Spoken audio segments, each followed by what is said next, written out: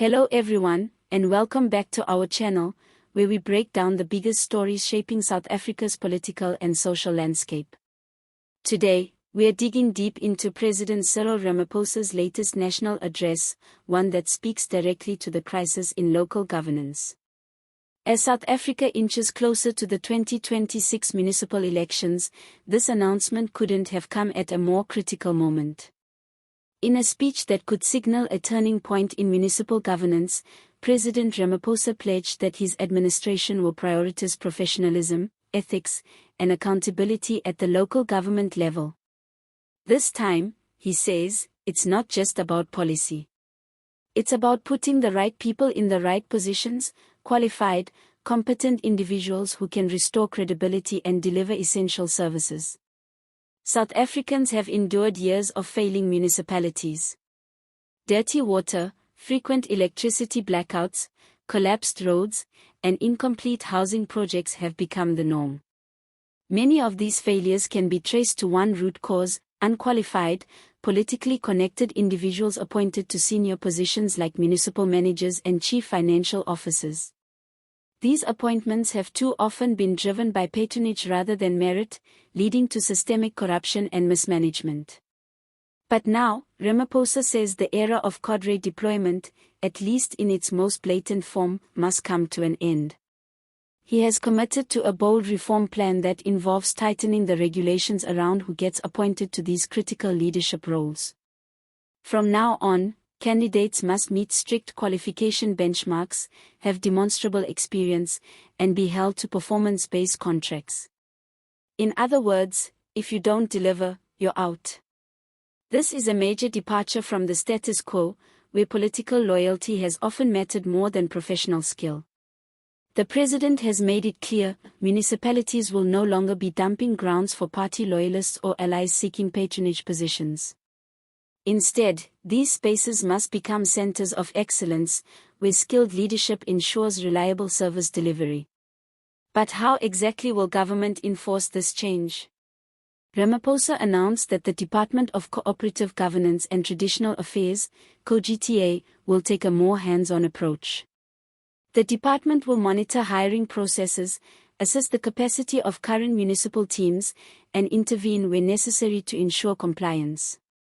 It's a significant expansion of COGTA's oversight role, and it signals that national government is no longer willing to stand by while local governments collapse. And this reform agenda isn't just reactive.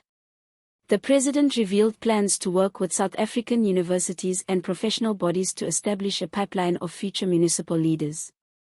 Capacity building will be key, with targeted training programs designed to upskill current staff while creating new leadership opportunities for young professionals across the country. Now, let's talk about why this matters so much, especially ahead of elections. Trust in local government has plummeted. According to recent data from the Auditor General's Office, more than 70% of municipalities received qualified or adverse audit outcomes, reflecting severe weaknesses in financial controls, procurement practices, and service delivery. Billions of rands have been lost to wasteful and irregular expenditure, while communities go without basic services. In areas like Mfuleni, Lekwa, and Malutiafofang, service delivery failures have sparked violent protests, with residents accusing officials of stealing public money while failing to fix water systems or maintain roads. These stories are not isolated, they're a nationwide pattern. Ramaphosa knows that if the ANC hopes to maintain any credibility in local governance, it must act decisively now. These reforms are not just about fixing broken systems, they are about political survival. But it won't be easy. Resistance is likely to come from within. There are entrenched interests in municipalities who benefit from the current chaos, people who view government positions as business opportunities rather than public service. Replacing these networks with accountable structures will require more than policy, it will require political will. Ramaphosa's announcement also puts pressure on provincial premiers and local leaders. The national framework might set the tone, but implementation will rest on provincial and municipal governments. Will premiers like Panyaza Lesufi follow through with similar reforms in their provinces? Will provincial departments step up to hold local councils accountable? These are the questions South Africans must now ask. It's worth noting that Ramaphosa's message aligns with ongoing civil society calls for professionalism in government.